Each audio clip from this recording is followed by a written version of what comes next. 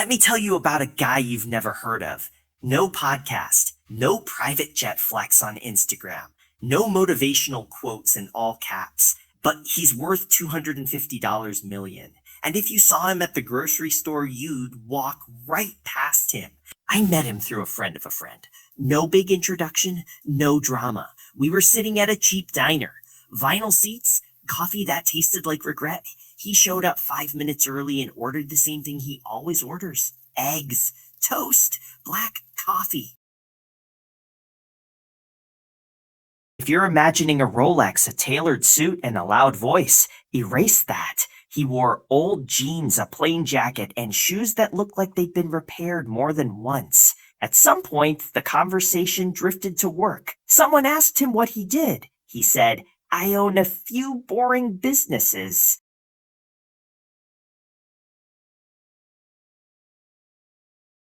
That was it.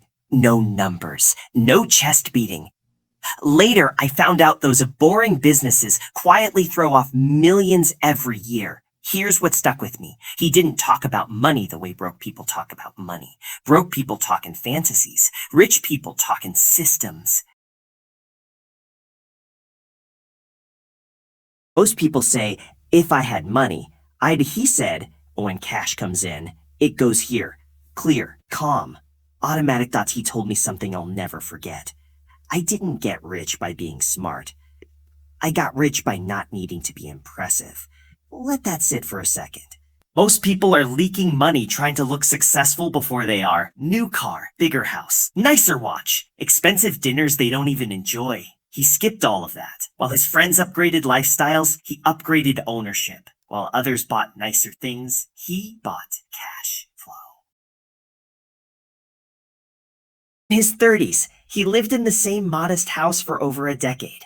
Not because he couldn't afford more, but because moving would have cost attention, energy, and time. And he guarded those three things like gold. He drove reliable cars until they were genuinely done. He hired slowly.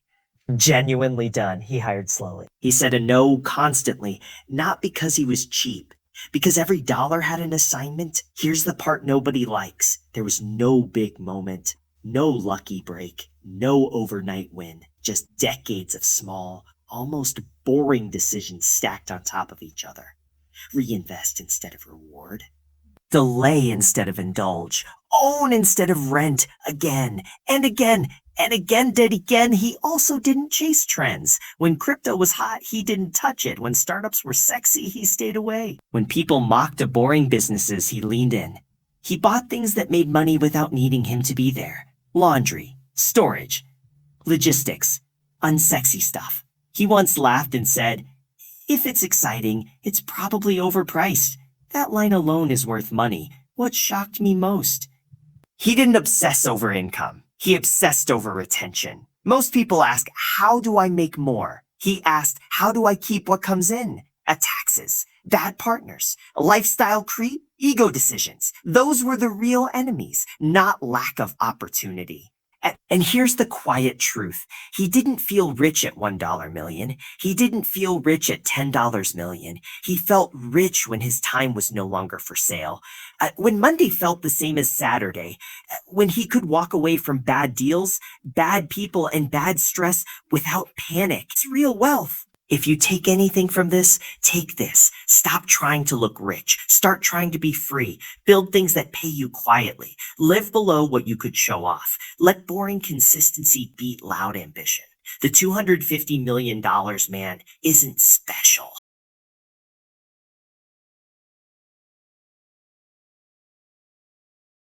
He just played a longer game than everyone else, and didn't quit halfway to impress people who don't matter. Most people think wealth makes noise. They imagine expensive cars, massive houses, designer clothes, and dinners where the bill costs more than their rent. They think success announces itself. They think if someone is really winning, you should be able to see it. That belief destroys more financial futures than bad luck ever will. Because real wealth doesn't show up loudly. It shows up quietly, consistently, and without applause.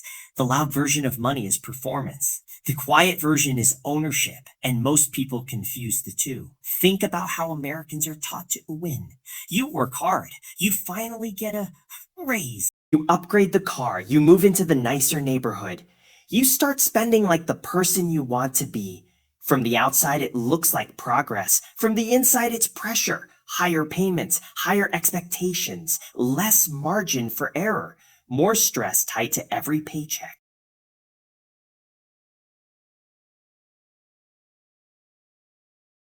That's fragile success. Here's the truth no one likes admitting. The moment you need other people to notice your success, you're already behind. Because attention is expensive.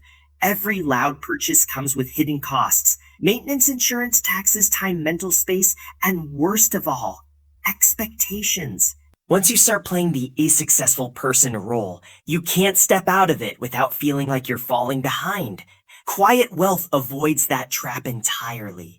Quiet wealth looks boring on purpose. It looks like driving a paid off car long after you could upgrade to living in a house that's smaller than your income suggests wearing clothes. No one comments on saying no to things that look impressive, but don't improve your life, not because you're cheap, because you understand the math. Let's talk about the real math. If you earn more and spend more, you're not getting richer. You're just running faster on the same treadmill.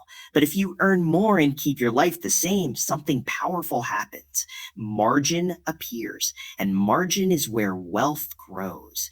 Margin is what lets you invest. It lets you invest. Oh, margin is what protects you from bad months. Margin is what gives you leverage when opportunity shows up. Loud lifestyles kill margin. Quiet ones create it.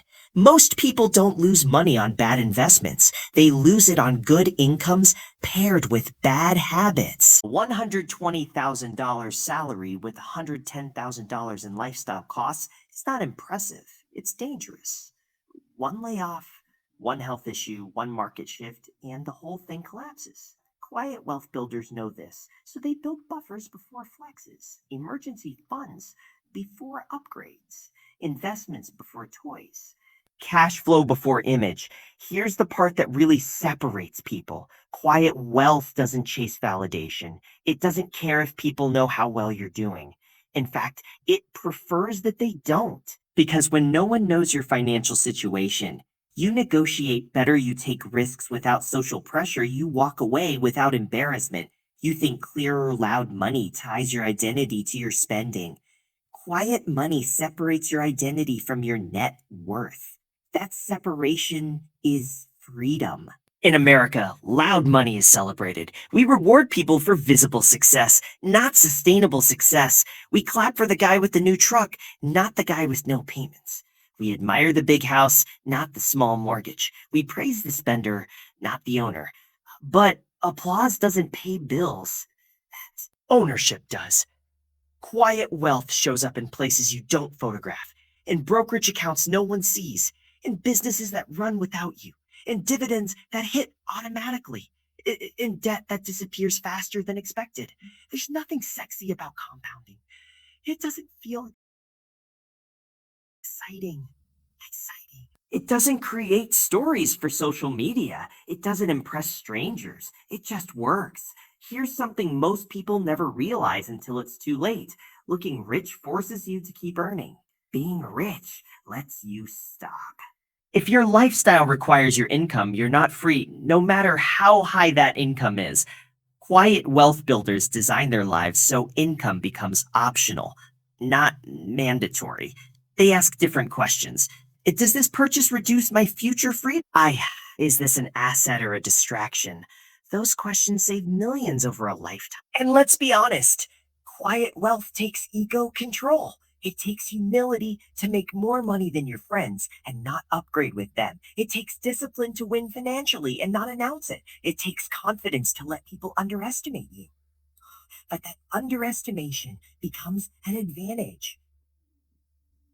No pressure, no expectations, no comparisons. Just progress. The irony is, once people truly become wealthy, they often get quieter, not louder. They stop proving, they stop performing, they stop explaining. Because money solved the problems it was supposed to solve. Everything else is just noise. If you want real wealth, here's the practical takeaway. Build your financial life so boring it looks unimpressive.